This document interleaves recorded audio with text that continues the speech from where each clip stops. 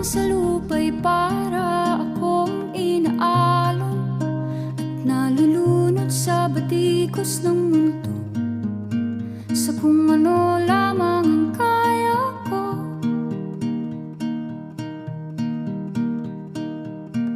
Bigang-biga na sa mga problemang di masolusyonan agad, parang wala nang bukas.